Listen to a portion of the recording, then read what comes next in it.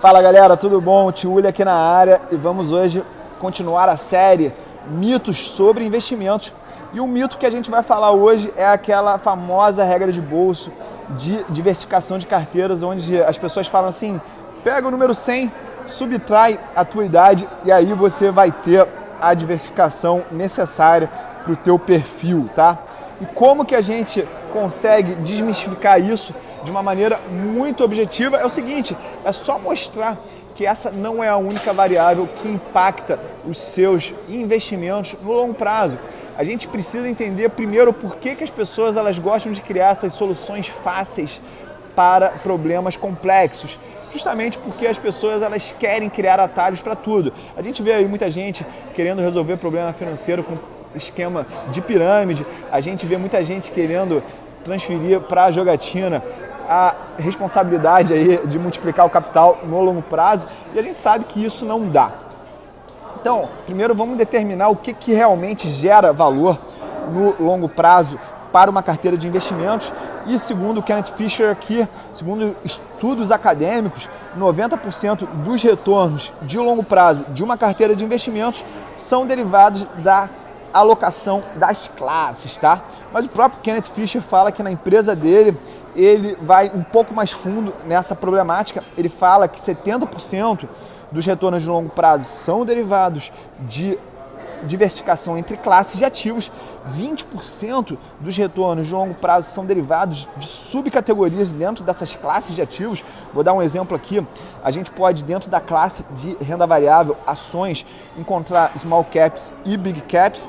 Dentro de títulos de renda fixa, a gente pode trabalhar entre títulos de renda fixa privado e títulos de renda fixa público. A gente pode trabalhar também a duration desses títulos. O que é a duration, tio Uli? É a sensibilidade que alguns títulos têm às mudanças de taxas de juros. Ou seja, títulos de mais longo prazo, eles são mais sensíveis às mudanças de taxas de juros do que aqueles títulos de curto prazo, que eles vão ser menos voláteis, tá? Outra coisa é falar também da qualidade de crédito de algumas emissões que a gente tem na nossa carteira. Ou seja, um AAA e um AA ou um B- são variações dentro dessas subclasses e 10% somente dos retornos de uma carteira no longo prazo são derivados da tua escolha entre Vale, Petrobras, Banco do Brasil, Suzano, Ambev, tá?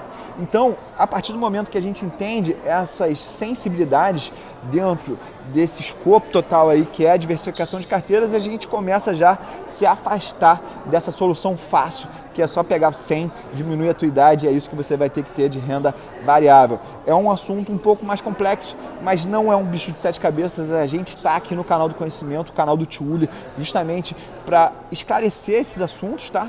E outros assuntos que a gente tem que levar em consideração na hora de programar a nossa previdência privada é categorias como quanto que eu estou aportando na minha previdência privada, quando eu quero começar a resgatar essa previdência privada, qual vai ser a velocidade que eu vou estar aportando e qual vai ser a rentabilidade desses aportes ao longo do tempo, tá?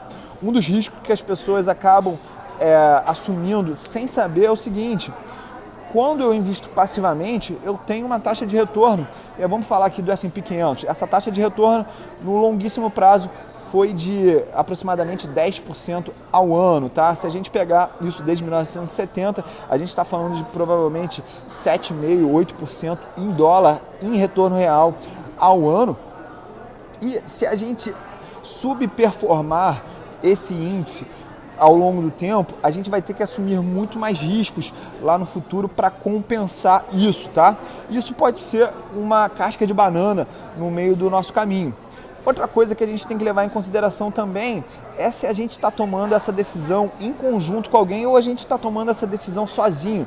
Porque, na prática, em muitos casos, a gente toma decisões juntamente com a nossa cônjuge. Ou seja, a gente leva em consideração a opinião da nossa mulher.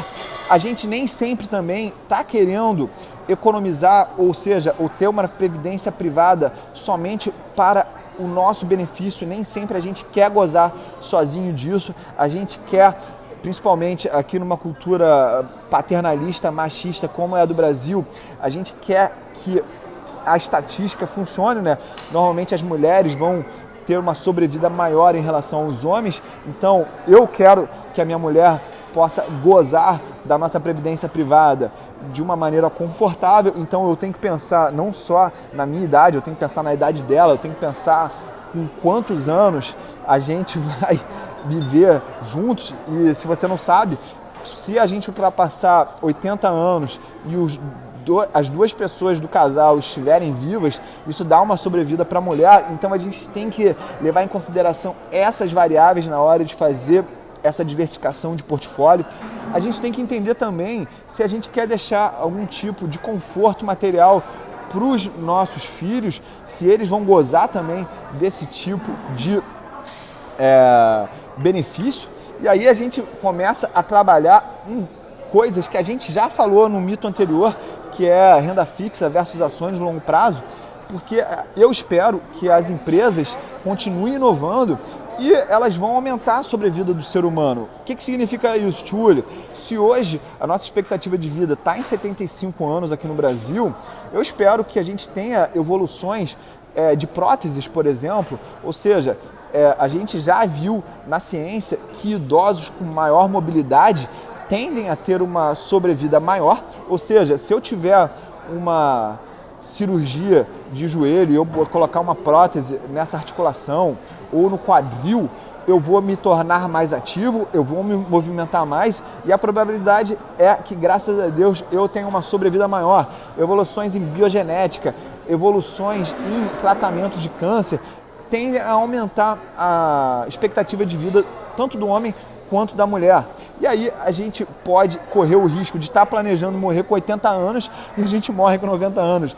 Essa é uma surpresa que todo mundo quer ter, é um benefício que todo mundo quer colher, só que a gente não pode correr o risco de planejar morrer com 80 anos e acabar morrendo com 90 anos sem o conforto que a gente quer ter, tá? Então, isso é uma questão importantíssima para a gente trabalhar no longo prazo. Outra questão que a gente tem que levar a sobrancelha para cima, bastante atenção, é o impacto da inflação nos nossos investimentos no longo prazo. O próprio Kenneth Fisher aqui, ele botou umas estatísticas que eu vou ler para vocês, que é a seguinte: se eu pretendo me aposentar com 50 anos, com 50 mil dólares de consumo mensal, o que eu tenho que tomar cuidado? Esses 50 mil dólares em 10 anos, se eu tiver uma inflação de 3% em dólar, estou falando tudo de dólar aqui, tá, gente? Vai ser equivalente a 67 mil dólares. Em 20 anos, esses 50 mil dólares eles vão estar sendo equivalentes a 90 mil dólares. E em 30 anos, a gente está falando em 121 mil dólares. Ou seja, além da previdência que eu tenho que fazer, eu tenho que entender o poder de compra que aqueles ativos vão ter no futuro.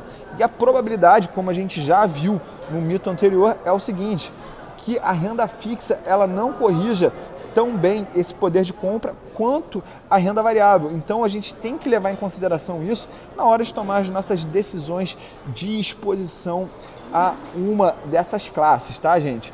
Então, a gente trouxe aqui vários e vários conceitos, várias alternativas, coisas que a gente não leva em consideração quando a gente faz essa continha simples de 100 menos a nossa idade na hora de criar um portfólio.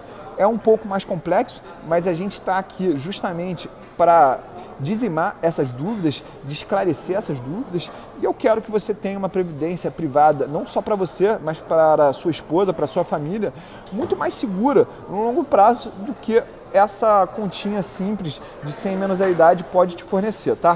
Então, se você quer aprofundar temas como esse, quer entender como o fluxo de caixa vai impactar a tua previdência privada, como a taxa de retorno vai impactar a tua previdência privada, como esses ativos no longo prazo, os ativos perenes vão impactar isso no longo prazo, vem para cá, vem para o canal do Conhecimento, vem debater isso do meu lado, comenta aí o que você achou interessante, o que você acha que faz sentido, o que você acha que não faz sentido de tudo isso que eu falei, para a gente continuar botando essa série aqui no topo da cadeia de conhecimento de todo mundo, tá? É só o começo, galera, vem com o Tchuli, que tamo junto.